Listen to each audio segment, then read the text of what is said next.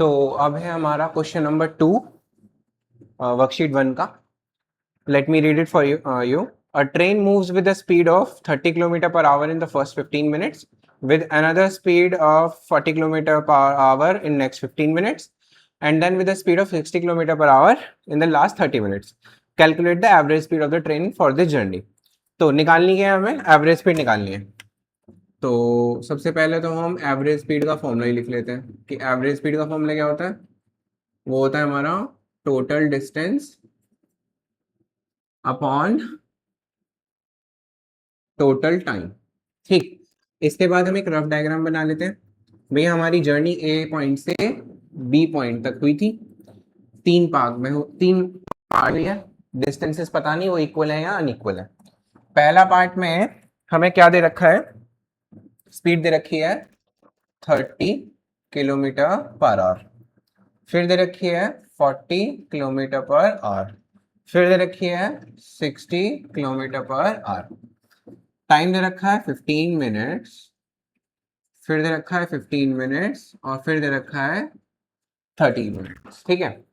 अब obviously distances equal नहीं होंगे क्योंकि स्पीड अलग अलग है, टाइम अलग अलग. ठीक.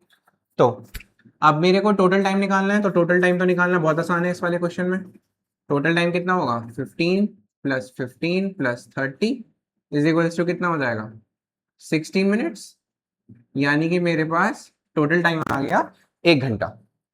टोटल टाइम आ गया मेरे पास 1 घंटा. अब मेरे को टोटल डिस्टेंस पता करना है. अब स्पीड रखी है स्लॉट की और टाइम दे रखा है. स्पीड दे रखी है, टाइम दे रखा है, स्पीड दे रखी है, टाइम दे रखा था. हर पार्ट का मैं डिस्टेंस निकाल सकता हूं. यानी कि जैसे डिस्टेंस का फॉर्मूला क्या होता है स्पीड इनटू टाइम. तो d1 पहले वाले का निकालता हूं तो कितना होगा 30 इंटू 15.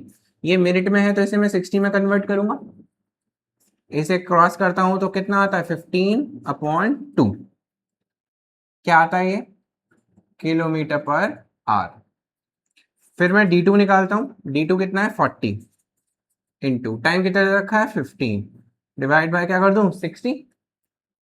इसे काटें. ये 2 ये 3 30/3 कितना आ गया 10 किलोमीटर पर आवर. फिर मैं निकाल लूं d3. d3 निकालता हूं तो कितना आता है 60 इंटू 30 डिवाइड बाय 60.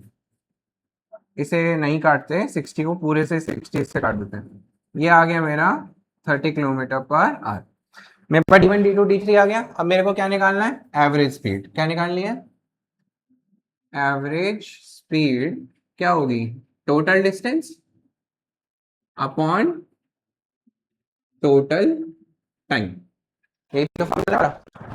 इसके बाद d1 की वैल्यू कितनी आई है 15/2. अब इसे डेसिमल में लिख दो कितना होगा 7.5 प्लस 10 प्लस 30 डिवाइड बाय 1. ये किलोमीटर में है ये आर में है.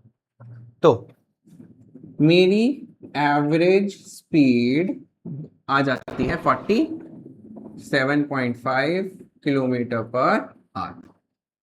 ठीक है. ये इसका फाइनल आंसर है. ये था वर्कशीट 1 का क्वेश्चन नंबर 2.